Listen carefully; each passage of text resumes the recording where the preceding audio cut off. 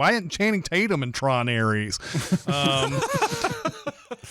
Welcome to Recotopia, a happy home for recommended movies, TV shows, music, video games, foodstuffs, and more from three people you can definitely trust. Trustability varies by region, no guarantees implied.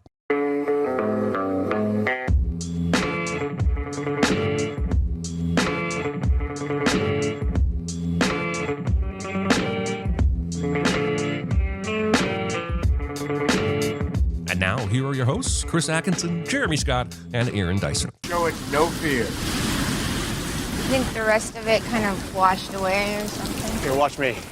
Keep your eyes down. Keep your speed up. Avoid those green rocks. And just be fearless.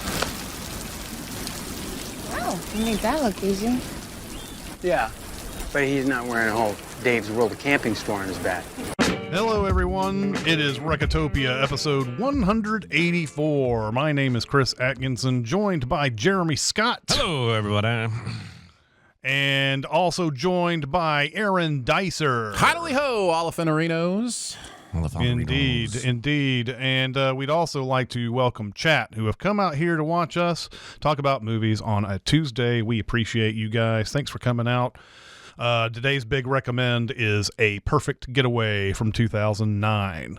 Let's get on to our small recommends. It's no big deal. Itty bitty living space. It's so small and light. It's small, it's tiny, it's petite, it's wee. It's an Oliphant, Mr. Frodo. My small recommend happens to actually be playing right now on my television, on the channel that I watched it on 2 or 3 times over the last month. It's Jack Reacher with Mr. Tom Cruise. Why are you laughing? He's watching. You're watching the movie while doing the podcast. I didn't put it on. It's just running. It's playing. Yeah, it's on the channel. How could you change anything about that situation? Seriously. So Jack Reacher is on Stars. This is the first Tom Cruise, Christopher McQuarrie pairing that I'm aware of as director and actor. They would go on to, of course, make many Mission Impossible movies, and they worked together on Top Gun Maverick. But this is the first time they work together, and I understand that for fans of these books, which I have never read, the casting of Tom Cruise was quite the controversy, because Reacher is a man that's supposed to be ginormous, like the Hulk. And Tom Cruise is, as we all know, not ginormous. That being said, if you can put any baggage aside that you have with the books, or if you've never read the books, this is a very entertaining movie to me. The action scenes are really fun. Tom Cruise shines in this kind of a role. He's always the hot shot. And the mystery is satisfying. Jai Courtney is good. And Robert Duvall has a small role as the owner of a gun range, and he's really fun and full of life.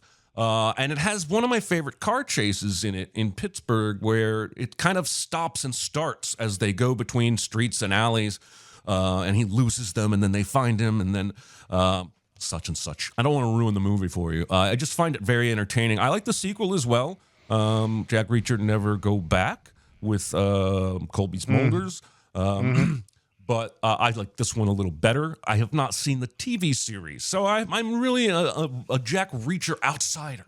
But the movie really sings to me. It's only like a 60-something on Rotten Tomatoes, which is weird. It's like 7 out of 10 on IMDb, which is pretty good rating for IMDb. So I'm not sure where you'll fall, but I enjoy it. There you go. That's my small recommend. I really like Jack Reacher quite a bit. I'm not a big fan of the sequel, though. I thought that was actually legitimately bad, but but the first one's good, and I love the opening of Jack Reacher with just looking through the little scope and all that, and then you think you know exactly what happened there, but there's so many other things, so many other details to that whole opening that are really illuminating as it goes on. The funny thing about, I think this, it wouldn't have satisfied readers of this franchise, but it for me, who also haven't read the books or whatever, the funny thing to me is there's a part where he's getting framed for something, and the hotel clerk or the motel clerk describes him as this huge person. Like, they just completely forgot about that in the writing, and it's like, no, this is not that. Was Alan Rich? Right. I can't remember. Richson something. I can't remember who does the guy in the TV show. I've seen the first season of the TV show, which is really, really good, by the way. I haven't seen the other seasons, but yeah, I really like this. I really like this one quite a bit. Really good movie. I do too. In fact, I share both of your opinions, Chris. I think the first one is great, and the second one is not great. And that's kind of my opinion. I think this is one of my favorite runs of Tom Cruise when he did Jack Reacher, Oblivion, and Edge of Tomorrow, like back to back to back. And I feel like Reacher and Oblivion especially are these underrated, great Tom Cruise films that just, people forget that he did. So yeah, I really like the first Jack Reacher for sure. Yeah, it is Alan Ritchson who does the TV series. Nice. Dicer, what do you got? I got Tron Ares. Now you're the contrarian on this one, I think. Yes. This is my trademark. Stump speeching for apparently bad movies, but I think this one for me is a little bit different in that I'm not sure I'm here to say this is a great quote unquote movie. I think what I'm here to say is this is one of the greatest movie going experiences I've ever had. And those are two different things, and sometimes they're hard to distinguish. In many ways, this is my The Raid, right? Where it's like, yeah, the story is the story, whatever the story is, but did you see what happened in that movie? Like this is Tron Ares for me. I watch it and I go, I'm blown away by everything on screen. The Nine Inch Nails soundtrack is absolutely insane in that Dolby surround. It's just. This is a feast for the senses in a way that I have rarely experienced. Now, I will say I saw it in IMAX Laser 3D. So I think the 3D here is a big part of this. I have been a proponent of 3D. I continue to be a proponent of 3D when it's used correctly. And in this case, I think it adds a lot to this experience and to this story with what's going on. Now, beyond that, the actual movie part of things. I thought everybody in this was adequate to good. I really identified with a lot of the themes of how technology changes. I think it really feels like a Tron movie. Like it feels like a lot of those themes really tie into the first and second movies and kind of what they're talking about with this idea of artificial life coming from digital life and what that means and what that looks like. I actually think taking the digital world and bringing it to the real world stuff is done in a really smart way in that there's a 3D printing element to it that I think makes it feel more realistic than upon first thinking about that would be. So yeah, I found it really fascinating, interesting, but mostly of all, just a really fun watch. I had a great time watching this movie. There is a lot of curious things about this movie being made, though. And it was brought up, I think, pretty ad nauseum over the weekend because obviously it didn't do the kind of business they were hoping it was going to do. No. But that's just what Tron does, right? The first Tron was not a huge hit. It became kind of a cult favorite on video. They took forever to actually come out with a sequel that, again, nobody watched, and everybody was excited, really more excited about the Daft Punk soundtrack than they were the movie itself. Although I think I'm with the company of people who love Tron Legacy. I personally didn't. I haven't seen it since it came out or since we sent it or whatever. But so I may give it another chance one day, but I didn't like it when I saw it. And now there's this one, and it's like, what has Tron done to make Disney say, let's come out with another one?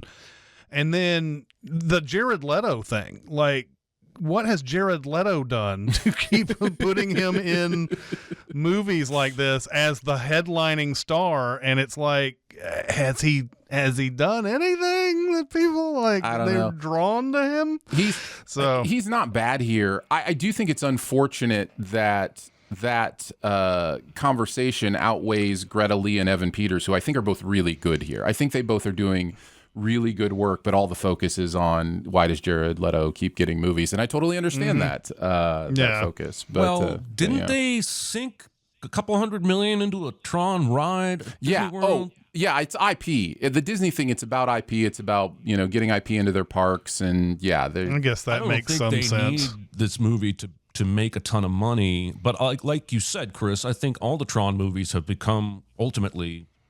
The first two Tron movies have ultimately become cult hits after performing poorly at the box office. That may happen to this one as well. When I saw the trailer for this and saw that the idea was essentially it's Tron shit, but it's in the real world now, I was sold. Like, I'll watch it. I'm excited to watch it. And then I know the soundtrack is going to be great. And it looks visually like a friend of mine saw it and said he thought it was really bad, and I said, well, was it at least fun to look at? And he said, yeah, it was. So that's all I really need. So it does make me wonder though if everything is all around the fact that they've made a ride or something for it, what exactly does coming out with a movie no one's going to see do for that ride?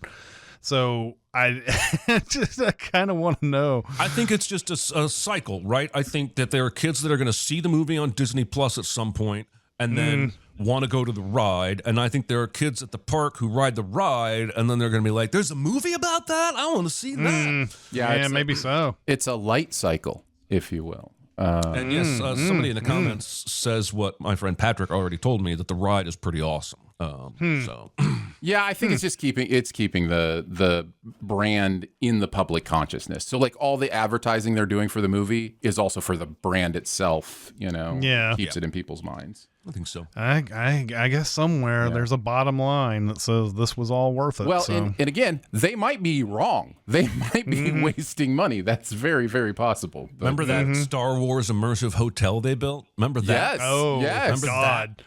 They burned I watched so much money on that. I watched the full 4.5-hour video by Jenny Nicholson where she went through and did she went through every single part of it and reviewed all of it and everything. It was amazing. That's all. Yeah. All right. My small recommend is also a movie that came out, I think, this past weekend. It's called Roofman, starring Channing Tatum and Kirsten Dunst. It is about a guy who started robbing some McDonald's because he has a daughter that he wants to give all the best things in life to and everything. And he gets caught. Doing it, but he leaves kind of a calling card, sort of an inadvertent calling card, is that he's very, very nice and polite.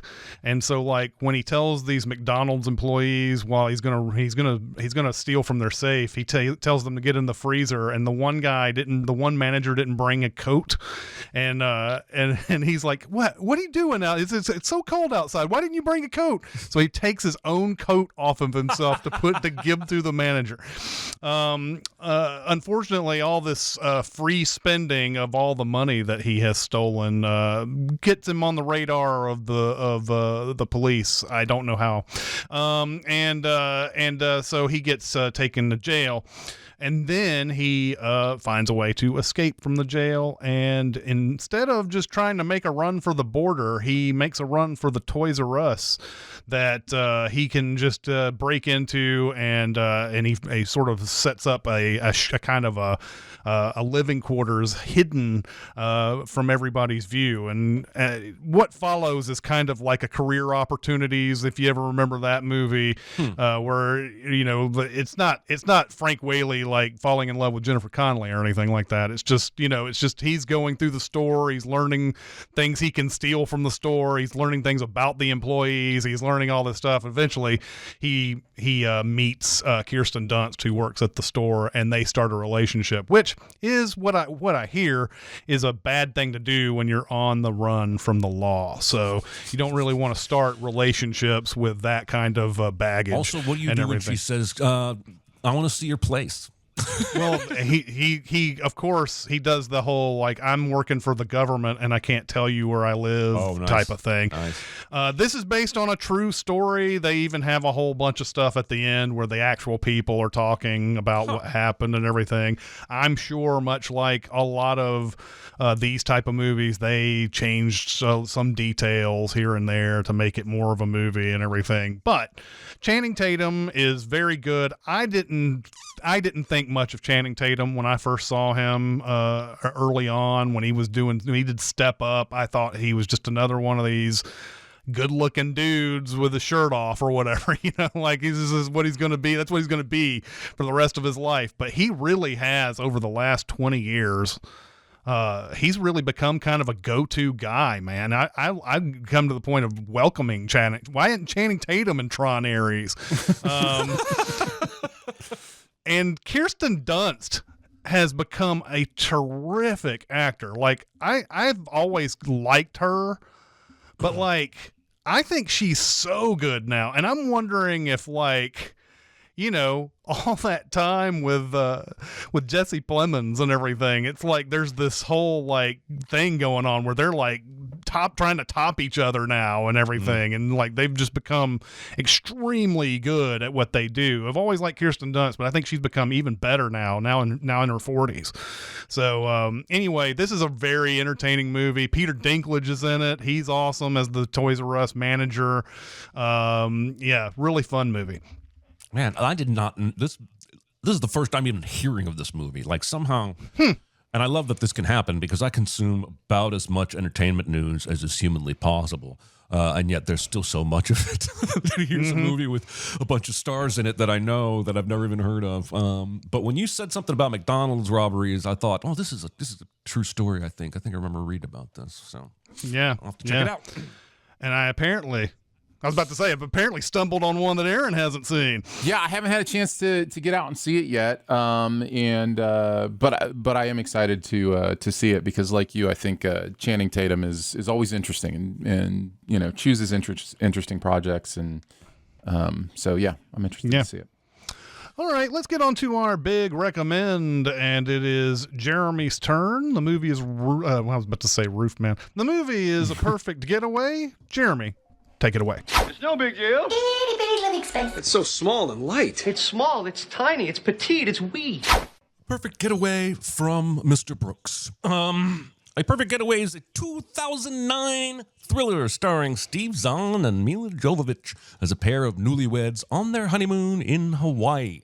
As opposed to going to a resort like a normal couple, Cliff and Sydney are going to do some remote hiking and camping. Yes, like outside in nature with all the spiders and stuff. And they are here for a fairly famous remote trail. I'm going to butcher all of these Hawaiian names. Kalalau, a real-life trail that is considered one of the most beautiful and dangerous in all the world. Before hitting the trail, they stop off for some supplies, where the shop owner doesn't like Cliff's chances of completing the hike in 3 days, but he does like Cliff's chances at a second blowjob in the car after Sydney openly offers it in front of him. Also, there is a young worker who helps them load their car. His name might be Chekhov. As the vehicle backs out, we see the newspaper they had parked on has a front page headline reading, "Young couple butchered in Honolulu." Dun, dun, dun. Along the road to the trail, Sydney completely harmlessly remarks about loving their new lives before they decide to stop and pick up two people walking on the road. And it's angry Thor and his girlfriend. Thor has a tattoo that says, "Do not revive." And the newlyweds decide to lie and say they aren't going as far as the couple needs them to go before Cleo, the girlfriend, starts showing them photos, and they change their minds and offer the ride. But Thor, whose name is Kale, isn't having it. He's been offended, and he demands Cleo get the fuck out of this man's ride. Just a ways into the trail on the first day, they come to a seemingly impossible wet cliff section. Suddenly, Timothy Oliphant shows up, and he crosses it easily. Cliff then crosses, and finally Sydney crosses, but a jump-scaring bastard of a helicopter startles her until Oliphant grabs her arm and pulls her across. Them helicopters always sneaking up on you. That's what they do best. His name ends up being Nick. Nick thinks he recognizes Cliff. Maybe Cliff's an actor, but it turns out Cliff is a screenwriter. Nick's a bit of a writer himself, and even read a book about screenwriting. His demeanor and questions kind of annoy Cliff. He's a very aggressive personality. The group comes upon a trio of girls who tell them that there have been some murders on the other island. They learn the suspects are a man and a woman, which Nick notes is like the movie Natural Born Killers, while making no mention of Brad Pitt's California with a K. Cliff and Sidney decide to continue the hike despite the news of the murders. Nick also mentions he's headed back to his campsite at a falls, and he had only run back to the truck for some extra butane. Cliff sees that the couple they stranded on the trail or on the road are behind them on the trail, so they decide to change their plans and hike off the path with Nick to the falls. There, they find Nick's completely naked girlfriend, as Nick strips and joins her in the water. They didn't even previously know Nick was here with anybody else. Sidney takes off her clothes and gets in the water, while Cliff climbs up the cliff to try and get a better cell phone reception. There, Googling on a hilariously dated 2008-ish phone, Cliff learns that authorities believe the killers, who removed teeth and fingerprints from their victims, have jumped to the smaller island Cliff and Sidney are now on. As he loads a photo of the suspect, he is startled by the sudden appearance of Cale and Cleo. Cale ominously talks about how people probably die out on this trail all the time. He's confrontational with Cliff, calling him on his lies and blocking the path when Cliff tries to leave. Just as the confrontation heats up, Nick shows up and disrupts things enough that he and Cliff leave. Nick and Gina decide to tag along on the hike with the newlyweds. Before heading out, Cliff realizes he's lost the permits and goes digging around in Cale's bag, finding a business card for Ernesto Padillo, a California parole agent. The foursome then begins hiking again, and I don't know if they filmed this movie at the actual trail, but this place is beautiful and dangerous as hell. On the journey, Nick tells some wild stories, wild enough to make one wonder if he's full of shit. And Gina proves to be my kind of gal by firing up a joint to make the hike and Nick's stories more bearable. Nick used to be Special Forces, he says, and calls himself an American Jedi, exactly the kind of person that might have a violent streak and be a killer. He starts talking as though Cliff is going to write his next movie about Nick. Gina says of Nick, he's really hard to kill, and Cliff and Sidney exchange a perfectly harmless glance that means nothing. Cliff creates a private moment by having Sidney pretend to pee and shows her the photo of the murder suspect. He seems to think it's Nick and Gina in the photo. Cliff then asks, what do we really know about these people aside from their stories and movie? You are walking a very fine line right now. Due to the huge storm that suddenly approaches, they are forced to stop and camp for the night, and Chekhov's butane finally returns to cook some dinner. Cliff proves to be terrible at setting up a tent, while Nick is basically Bear Grylls. Oh, and we see a shadowy figure walk by their campsite in the woods, just before Nick starts staring into the woods. He ultimately says, probably just a goat. Cliff says, I haven't seen any goats, and Nick responds, I don't expect you would, Cliff. Your situational awareness kind of sucks. Timothy Oliphant then has a bunch of fun with a monologue about how aware he is of everything when he boards a plane, while he's also putting together a bow. Nick just assumes Cliff will go goat hunting with him, and when Cliff declines, Nick goes all here kitty, kitty, kitty in a condescending way that still made all my cats run into my office. Cliff says the taunts don't work on him, but we cut straight to him following Nick in the woods.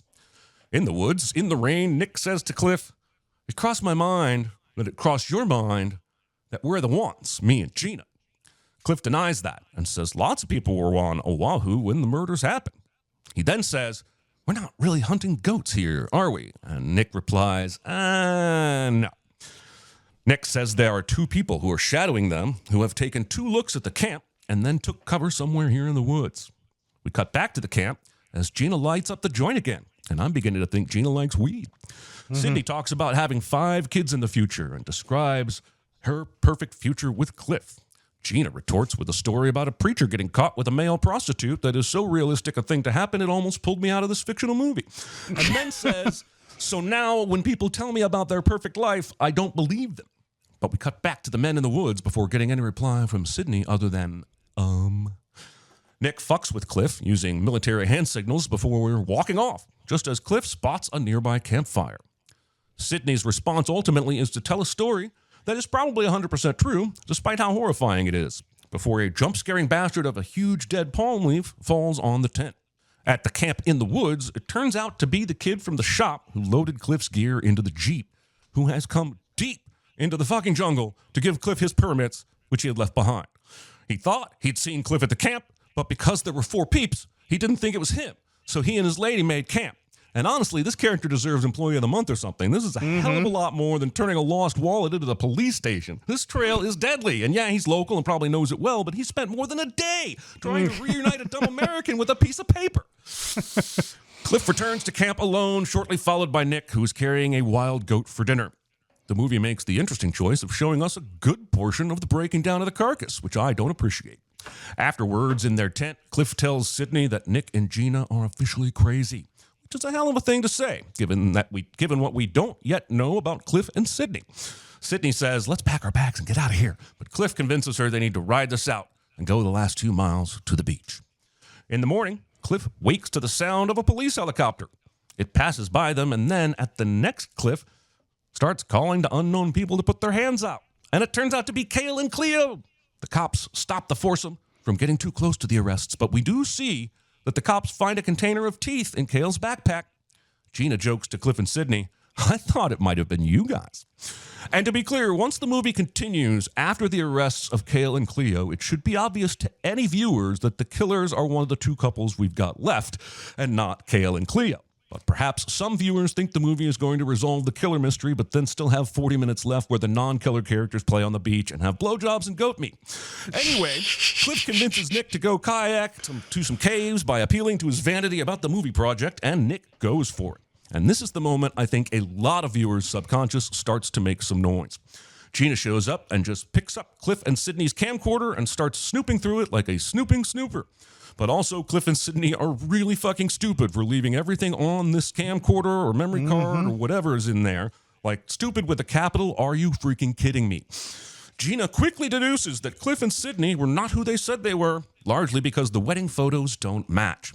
She tries to yell for Nick, but he's too far out on the water to hear what she's saying, so she takes off, trying to find a place above sea level that has access to the caves Nick is headed to.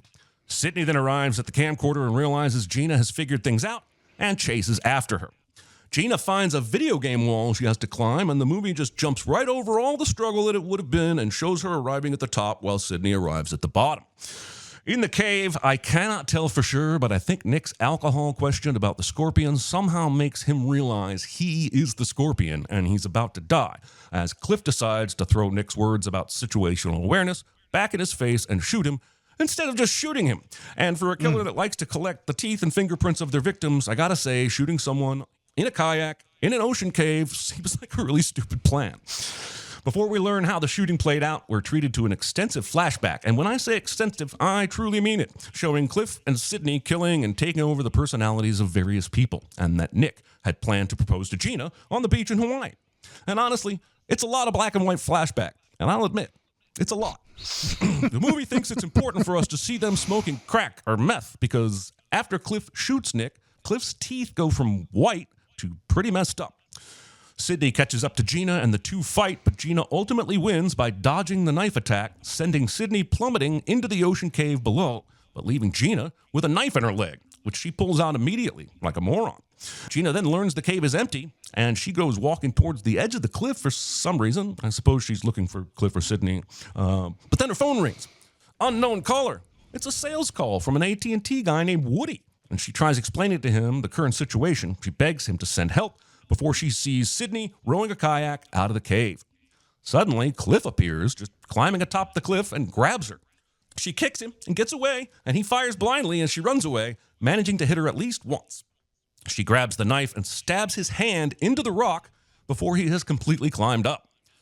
He then radios to Sydney, who heads for the beach as he chases after Gina on foot. Back at the cave, we learn Nick actually is very hard to kill, as he was faking dead and breathing under his overturned kayak. And the story about the metal plate in his head from earlier is true, and that's what deflected the bullet and kept him alive. We then get a really cool moment where everyone is racing through the woods and the presentation of the frames changes, setting up 2 or 3 frames within a single shot that rapidly slide to the right or the left, and it's not something that I've seen a lot in any other movies, and it's pretty cool. Gina is now climbing down the wall. We never got to see her climb up, and we only get to see the last couple of seconds of her climbing down, and I'm starting to think this wall is not climb upable or climb downable. There are 4 men at the bottom who recognize that she's in distress and injured, and they refuse to let her leave because 4 men will always think they know better than a single woman. Unfortunately, this gives Cliff Rocky time to climb down the wall super fast like Spider-Man, and he starts spinning a story about crystal meth use. Gina responds by yelling, "He wants to be us! He and his girlfriend want to be us," which is super true, but also gives Cliff Rocky the benefit of her sounding like an insane crystal meth user. The dudes end up not trusting Cliff Rocky because his pupils are huge, which is wild, but he just pulls out his gun and shoots them as Gina gets away. He reloads only for Nick to land on top of him and stab his hand, having jumped from above. Cliff Rocky picks up the gun with his split open hand and fires wildly while Nick calmly approaches, disarms him, and then puts the gun at his neck and asks, "How many people?" The cops show up in a chopper and think Nick is the bad guy because, dun dun dun, Sydney's in the chopper. And the sniper actually says to her, "I have to know I'm about to kill the right man," as those snipers just take eyewitnesses' word before summarily killing folks. At the last minute, Gina rushes in and pulls Nick off of Cliff Rocky. Cliff mouths off to Nick, and Gina kicks him in the face. Back in the helicopter, Sydney decides to betray her Cliff Rocky, saying he was the one who was guilty after having just fingered the other guy. And then the cops summarily shoot Cliff Rocky, and holy shit, I like this movie, but it's insane. In the Jurassic Park helicopter after, Nick shows Gina the ring and proposes. But as cheesy as this ending is, I still love this movie, and that is a perfect getaway, gentlemen. What say you? I never thought that when we started this podcast that we would have 2 David Twohy movies featured in the long list of movies we've done. We did Pitch Black earlier, so it was fun to see his name pop up again. It's like friend of the show now, David Twohy. This was a pleasant surprise back in 2009 when I watched this at Hollywood 27, still being a projectionist and everything. I didn't know much about this movie, and I watched it late one night, and I was like, okay, I kind of like it, what this movie does is it just kind of lets you bathe in the Hawaii of it all. Although I saw in the chat this movie, I guess, was shot mostly in Puerto Rico, I guess. But it lets you bathe in the Hawaii that it's presenting or whatever. And so it does feel like just, okay, this must be some regular ass thriller, right? Where it's like, an innocent couple goes to Hawaii, and which couple could be the murdery couple that we've been hearing about. It's a very hard thing this movie has to do because it's obvious that there was a big surprise that they wanted to do. How do you make the movie interesting enough that you'll want to get to the surprise? Because this is just kind of just a regular movie for a while, a regular thriller. So what keeps you there? And I think casting certainly helps when you have somebody like Steve Zahn and Mila Jovovich, and then you have Timothy Olyphant, and then Keely Sanchez. That's an interesting casting too, because at this point in time, I think she's best known as one of the twins that everybody hated in Lost. Remember when they had the twins on Lost? She was one of those twins, and that's what she's best known as. Chris Hemsworth, I'd forgotten was in this movie. I don't think anybody knew who Chris Hemsworth was really when this movie came out. And then Marley Shelton, who I think deserves more work and has never seemed to ever, she's like almost like a Judy Greer to me, like just doesn't get enough. But casting these people and is a big step to trying to make people interested in something where you don't know that there's a surprise on the way. Now they hint at it. Timothy Olyphant's, talking about the surprise. Oh, that'd be a big surprise about about the killers with this or whatever. And they even, if you're really paying attention to that beginning wedding thing, you'll realize that that Steve Zahn, who has said he's a screenwriter, they're sitting there talking about banking and crap in that wedding thing. So like, if you're really, really paying attention, you're going to be like, why is Cliff talking about screenwriting? I thought he was a banker or whatever. You will kind of know that he's lying about this, or at least the footage at the beginning is not talking about Steve Zahn and Mila Jovovich. And you're right about that fine line that they have to navigate when they're sitting there talking about, they see the picture, they're like, does that look something like somebody familiar to you and all that? And then they start, what do we know about these people? Do we even care if you're killers, do you even care about what these other two people are up to? You're the ones who are, you're the ones that have the advantage here of like, so it is kind of a weird thing. Also, could they see her peeing up there? Because like that seemed to have a pretty good view of where they were. I think it's supposed to be clear that they know she's not actually peeing. Yeah.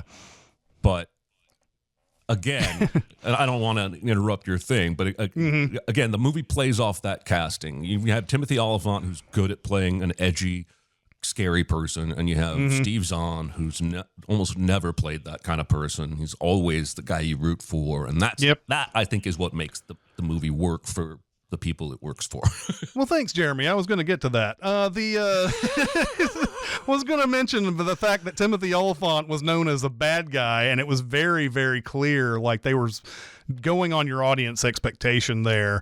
Steve Zahn, never a bad guy in these movies. He's always the goofball in everything. That thing you do is what's going to run through your head a lot of times when you're watching this. So like, it definitely has the good play on your expectations for sure, no doubt about it.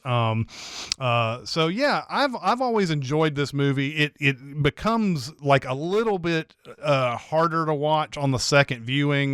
Because at this point you're kind of like, okay, why are you acting this particular way during all of this? You guys are doing a really good job of like not talking about your crimes, even though we're spending all of our time with you the entire, so they really got into character. They're really like making that a whole thing, right? Like they studied these people on the videotape so long that they've become like Daniel Day-Lewis or something, and they don't even talk about the crime. They don't even know they committed a crime. In fact, that's how method they've become. One of the things I think that the movie does that's interesting, and I think the way I've always interpreted the movie, and I could be wrong, is that he's new to screenwriting. He even says like, got my first feature in pre-production right now. So I think what they do is they kill people and then they take over their lives. They become them. And so, and even the girl at the end says he wants to be us. So I think the movie is trying to cover up all of how much do we really know about these people by saying they're sizing them up as, do we want to be them? Do we want to kill them and take over their personalities? I think it's a very fine line. But I think that's what the movie's trying to say is the reason for those interactions. Yeah, I get you. What you got here? You guys made my job really easy. Jeremy, you are a man in full. But I do not like this movie as much as you did. Chris, you just keep shaking that bush, man. Just keep shaking that bush. All right. For this movie. Keep fucking that chicken. That's right. Exactly.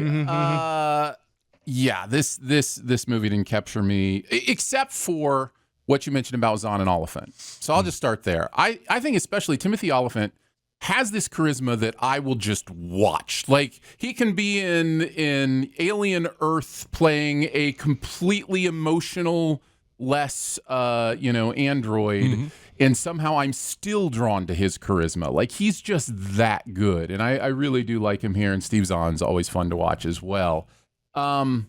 Yeah, you guys mentioned all the things that just took me out of this movie. Like, I just could not find my way into this movie. I will restate them kind of through my own lenses as I saw them. So much of the foreshadowing in this movie, to me, was so heavy that it was just like complete shadowing. That story about the hanging that Sydney tells or whatever, was like, if you don't know they're the bad guys at that point, like, what else is that story supposed to tell us? Like, it's a really weird moment in the movie that I just kind of lays all its cards out there. By the way, this is the first time I've seen this movie. I didn't even know this movie existed until you recommended it this week. This movie is so messy with its plot threads and everything that it lays out.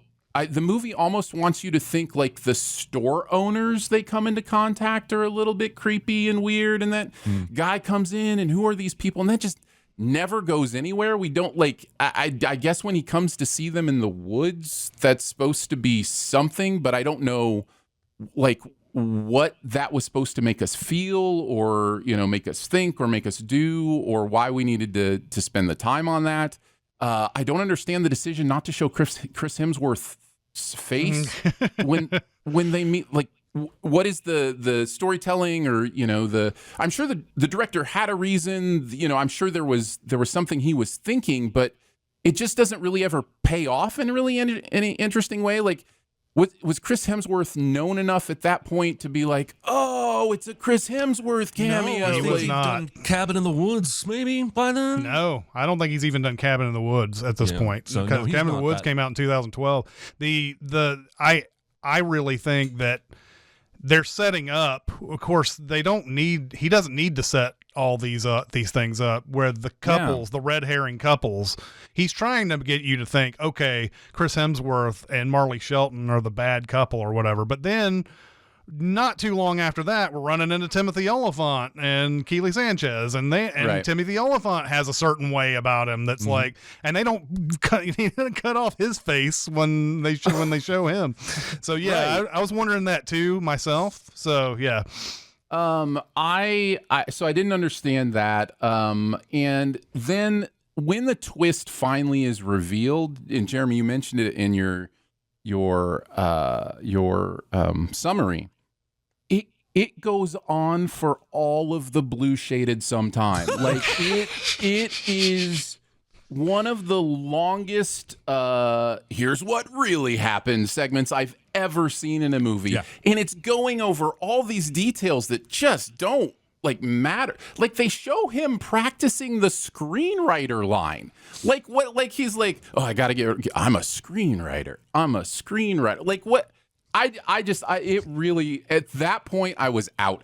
I was just like, okay, there may be some fun actors in this. There may be some fun moments in this, but this is just a messy movie that I'm just having a hard time getting into. This is fair. 2/3 of us enjoy it, and that's about what the internet said. So, yeah. And I'm seeing in the chat that the whole cutting off his face was to make him menacing and scary. I think saying get the fuck out of the car is enough.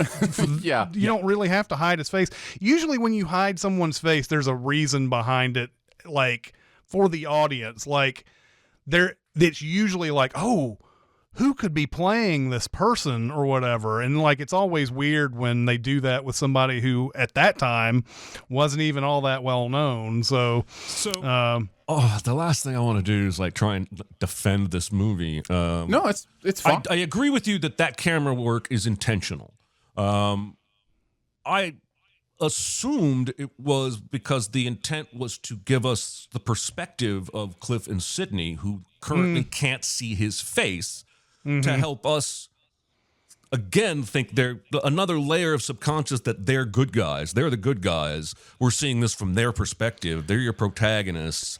I don't know that it works, but that would be my reason for, I don't know. I mean, hey man, they had a great shot of Chris Hemsworth undressing in the side view mirror. He could have seen his face in that too, but they didn't show that.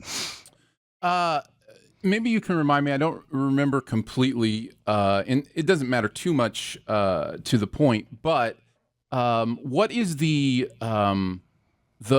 order of when the twist is revealed as it relates to the engagement ring conversation? In my mind, the engagement ring conversation comes before the twist is officially revealed, but I'm not sure of that. I just remember thinking the movie wants me to like this couple and to be, foreshadowed about this couple so much that I just think for as hard as it hits that twist, it shows its hand a lot. And so it makes it seem even longer than it needs to be based on what we've seen before. And the primary thing I'll come back to is the line that you guys say the movie has to walk. I don't think it walks that line very well at all. Like, I think you think back. Now, I've only seen it once, and you guys have seen it twice. So you guys actually have the better perspective on this. But it seems to me like the best thing you can say about a movie that has a big twist is that it's better watching it the second time because you can see how that, twist impacts. And in this movie, I think it's almost worse, I would imagine, watching it the second time because of how they're having to walk that line and it feels unnatural. When did you solve it, Aaron? When did you solve it? I solved it at the hanging story. Was it? I forget what animal. Oh, really? The hanging story told you that was the twist. You knew there was a twist coming. I mean, this kind of movie, especially with, like you said, with Timothy saying, "Oh, there's always a second act, thing that happens," and right. I'm just saying the movie wants to do a lot of foreshadowing and just ends up showing its hand. I think that's absolutely fair. I do want to read one IMDb trivia entry, if I may. Timothy Oliphant and Steve Zahn went to Jamaica to film the cove sequence in the kayaks. Oliphant said, the rest of this is all a quote, "You can get weed from anyone in Jamaica. You don't buy it because everyone has it. There's no weed for sale. One time I walked by the gardener of the hotel and he reeked of weed. When you go to the lobby, they're also high. You can get room service to bring you weed. I'm not making it up. They'll leave it on your bedside table, part of the turn down service, just a little joint on the bedside table." I know somebody who's going to Jamaica after this. I was going to say, now that describes half the cities in the United States of America, too. So, Possibly, yes. Yeah. So anyways, I certainly have my own messy movies that I really, really like or love. And we've talked about some of them on this show. So, like, I am in no place to judge. But, yeah, I didn't enjoy this movie. That's fair. That is absolutely fair. I don't think it is. I think we should all like the movies that we introduce, and then we can all be in harmony. Yep, I agree. That's how it should be. Well, I'm curious to see what you guys got for this next segment. Absolutely. All right, let's go on to our super secret double feature. Be very, very quiet. Secret? What secret? Our dirty little secret. I tell you something I've never told anyone. Aaron, you definitely cannot take away mine. So go first. I wouldn't think that I am. I'm going with Dave Franco's first directed movie and written movie, The Rental. And I don't know if either of you have actually seen this. I have, and we actually interviewed one of the actresses from this movie. That's right. Yep. So yeah, I kind of enjoyed this movie. It has a lot of the same couple. Who's the couple? Who's the bad person? Who's the good person? What's going on here? And it involves remote vacationing as well. So it felt like a good possible double feature. Yeah, and this is a pretty good movie. I actually pretty much enjoyed this movie. So it's not. I don't think it's got a high rating. It's not like something that everybody you gotta go rush out and see. But I thought it was pretty good. Yep. Mine has a slightly different it's a slightly different kind of feel to it and everything. But I was thinking about serial killers taking people's identities and everything like that, and I settled on T2 Judgment Day. That is where you have the T-1000 is going around and imitating people as they kill and everything. Obviously, they're not trying to become those people, but I was trying to come up with one that was a little off kilter from the usual. There's a couple of others out there. I haven't seen Taking Lives in forever, but that was a movie that popped. It was because it's about a serial killer who takes the identities of their victims and everything, and then I even thought of Talented Mr. Ripley, but we have used that twice in this show, so there's no way I was going to use that one on for a third time for sure. But yeah, T2 was one. I was like, there's one. Like, trying to watch Perfect Getaway and T2 back to back and see if you can come up with the shared themes or shared connections between those two movies. I like so it. Yeah. So there I you do go. too. The other ones I thought of were Gone Girl. Has a lot of the same, like, flip it on its head kind of stuff. And then as far as like environmental thriller adventure, The Edge always comes up in my brain. I love that movie. Yeah. But there's some in the chat saying we should have stuck with Mr. Brooks. Well, where were we going to find watching Mr. Brooks? Were we all going to like order the Blu-ray? That's the reason why we changed. So there, chat. I'm going to stick it to you today. Stick it to you. I mean, thank you for being here. Please be here all the time, but I'm going to stick it to you today. Anyway, all right. What is next week's homework? It is Aaron's turn.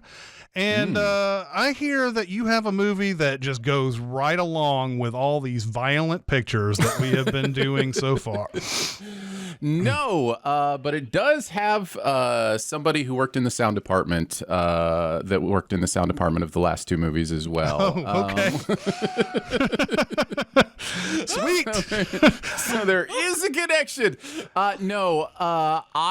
This might be another example of a movie that I just have a lot of grace for and might not be that great. I think it's, if I'm looking, right about that 60% on Rotten Tomatoes, so it's very similar kind of idea, but I went with Secondhand Lions. This is Michael Caine and Robert Duvall, and they are kind of in charge of Haley Joel Osment as a child.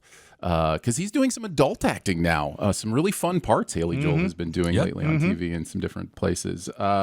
So I remember this being heartwarming and wonderful and really funny. And so I'm interested in going back and checking it out. I have not seen it in probably 20 years. So it'll be interesting to check it out. And I have never seen it. It did come out.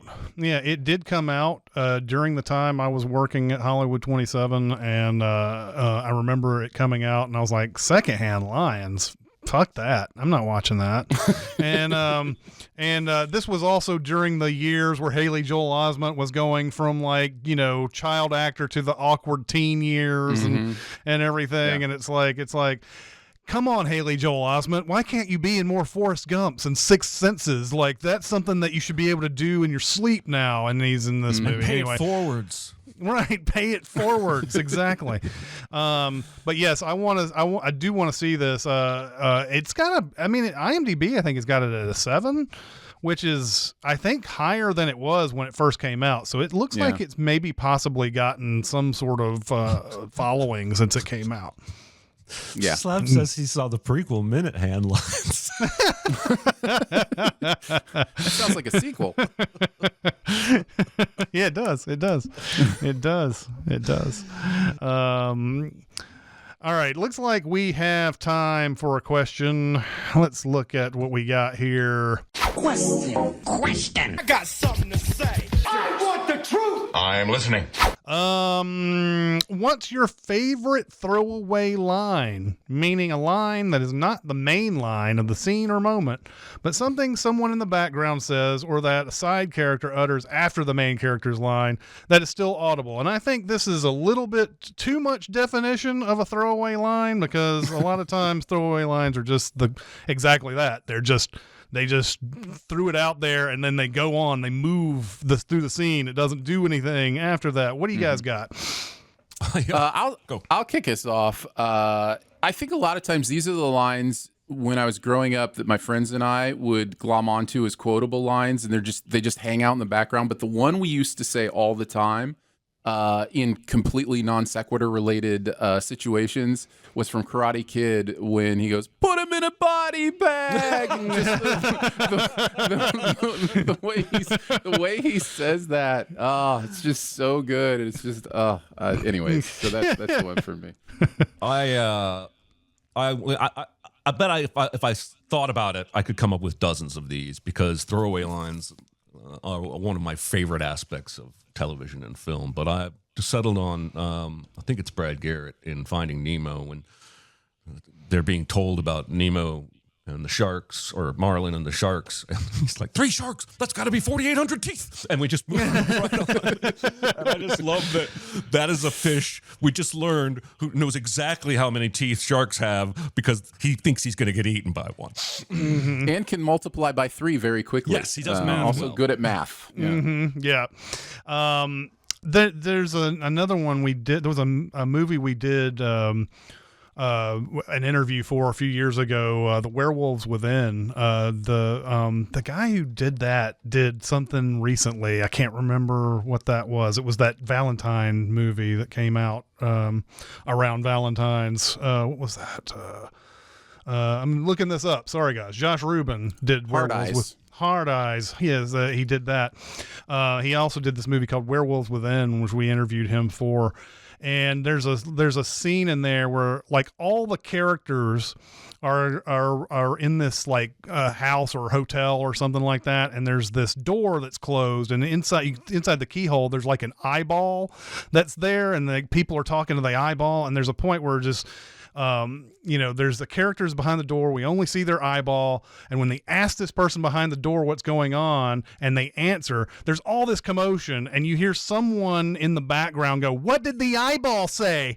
And I just really, really enjoyed that it's this, and it's ADR too. I asked him about that line and they said, yeah, we just threw in a whole bunch of jokes and then like pared it down to get to the ones that we really liked. And I just really enjoy moments like that where they just kind of like just let it go loose and everything. So over in the chat, Castro says that scene in the Dark, and I love this one, that scene in the Dark Knight where the mob guy is like, "You think you can just steal from us?" And Joker just says, "Yeah."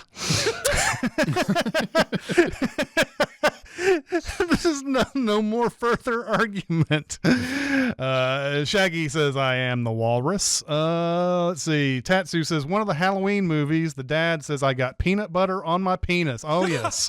I remember that as well. Logan Lucky, "Did you just say cauliflower to me?"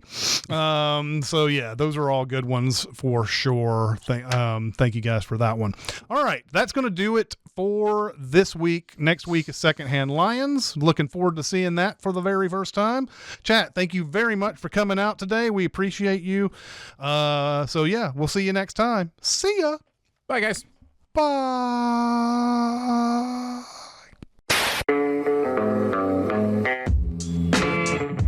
Be a part of the live show by being a member of the Sin Club at Patreon at patreon.com/cinemasins. Chat with us on the Cinemasins Discord at discord.gg/cinemasins or Cinemasins Twitter at Cinemasins, and email any comments or questions to Recotopia at cinemasins.com. That's RECOTOPIA at cinemasins.com.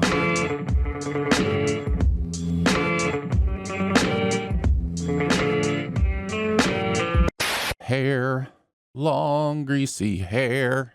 But I also may be touching it too much. That's the other thing. Like, I probably just need to leave it alone. It's just like everything like Yes. Yeah. Yep. I probably touch it too much. That is probably right. the truth about everything. And I'm talking about, that little place in your mouth where, don't touch it with your tongue. It just makes it worse. Yeah. The uvula. The uvula, exactly. Just walking. Don't touch your uvula, Jeremy. That word's always going to sound naughty to me, even though I know it's not. Because there's a V in it. Mm-hmm. Yes, and half the words with V's in them are naughty words. Yes, they are. Yes, they are. There's an episode of Friends where Penn Jillette comes by and sells the V of an encyclopedia, the V volume, to Joey because he only has enough money for one of the volumes, and he chooses V. And then later in the coffee house, he keeps trying to bring up conversations related to, how about that Vesuvius? That was some igneous rock formation, wasn't it? And they go, "Oh, speaking of volcanoes," and they change the subject, and he's like, he gets frustrated. You talk about falling outs, and you just mentioned Penn Jillette, and it's interesting because Penn and Teller, like, they aren't friends at all, like, off stage. Like, they are, not like enemies, but they say the reason they haven't become like mortal enemies, like falling out and that kind of stuff, is because they just don't interact off stage. Like they just go their separate ways and have no contact with each other. That's very interesting. Yeah, so that's I actually recently saw an interview with both of them where Teller was doing most of the talking, ironically enough, and it was interesting to hear them talk about that, and even to watch them together in that interview, like you sense that they don't really like each other, that they just wouldn't hang out in real life. Well, I mean, how many famous bands do we know right? that have volatile relationships? Like the Police. The Police got together again to play at one of their guys' weddings, and they had a fight on stage at the wedding. Simon and Garfunkel, Yeah. everybody just like, I'm sick. Oasis. It took 25 years for Oasis to get over their crap and start touring again. Somebody asked me like what was something related to a political thing, like this person is coming back, and then so therefore this band has decided to reunite or whatever, and I was like, what's the most likely band for that to happen? And I threw out REM as a possible band that could do that or whatever, but then he's like, what do you think about the Police? And I said, the original Leonard Skinner would have a better chance of getting back together. So are we looking at an all West Coast World Series here? I thought baseball was over. Isn't baseball over? I must have gotten confused. I thought the season ended. But if that's the case, they'll start some of the games early, right? They'll all be at the normal time that they're always at. They'll still start at 7:00. Our time. Which means our time. Which means on the West Coast, the people getting to those games are the ones inconvenienced because they've got to go during rush hour traffic to get to a game. Nice. And it's already a pain in the ass to get into Dodger Stadium as it is. Oh, it's the worst. It's the fucking worst. So, but yeah, they'll still start those. I think they've already got the times set for those. So it won't change just because it's Dodgers Mariners. So. Good. I was worried I was going to have to stay up till 1 a.m. I do anyway, but not for baseball. Keep in mind that by the time this particular episode airs, it could have completely changed, and it's That's true. It's Brewers Blue Jays or some other iteration that we were not discussing. So yeah, at this point I'm rooting for anybody but LA. I'm just rooting for the occasional amazingness that was that double play in the Dodgers game. That double play was awesome. so great. That was awesome. Did you guys see you probably did, in the Tigers series, the guy who had the shirt that said dump number 61 here? Mm-hmm. And Cal Raleigh hit his 61st home run, and that guy freaking caught the ball. Mm-hmm. Oh, wow.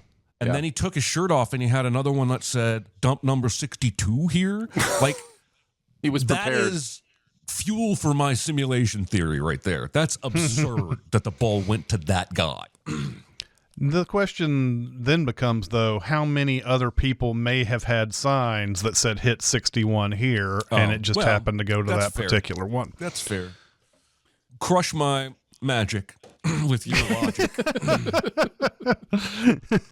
I want to think that's one of the dumbest things I could think to do, but there are people who free climb the Burj Khalifa and other super tall buildings and then video themselves, and sometimes those people die. Yeah.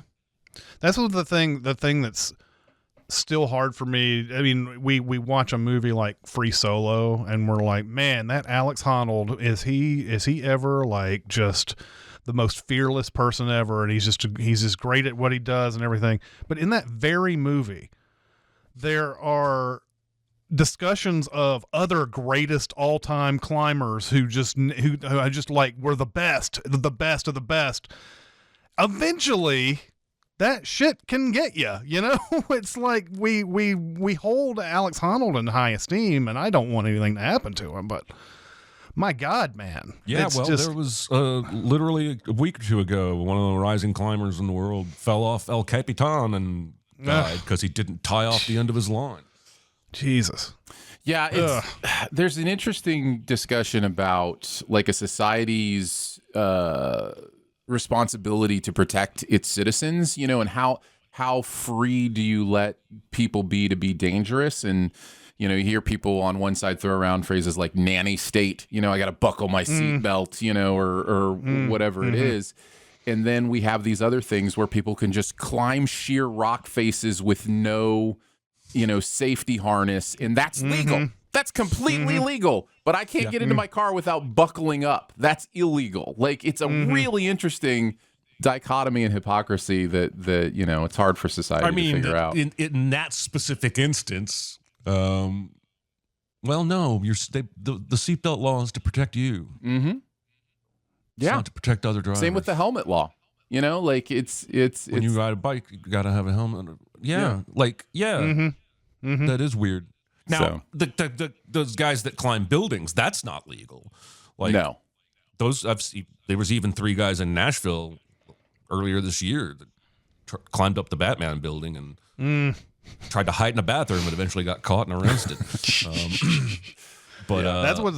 That's a property issue, though. Right. That's what's so amazing about Man on Wire, or like all the dodging they had to do with the security and everything to even make that happen is an amazing story in of it itself. So don't we think there's a little insanity to people that would like? I can't look at that guy and see somebody who's completely sane. I can't. I think exactly what Free Solo that it had an allusion to in the movie itself was Alex Honnold doesn't have that part of the brain that gets scared of things that all of us normies do. And I think the same thing can apply to people who drive 200 mile an hour race cars and people who do that high wire act, all these type of things. They just don't have that thing. It's just like there's people out there who don't have a sense of touch, which is I can't even imagine what that would be like. But they have to be very careful about what they do because they could be bleeding out and just not know it. Yeah. And burn their hand on a stove and not know it. Like that Jack Quaid movie. I was going to say. He stuck his hand in the boiling oil to get the gun. It's just like that Jack Quaid movie, yes.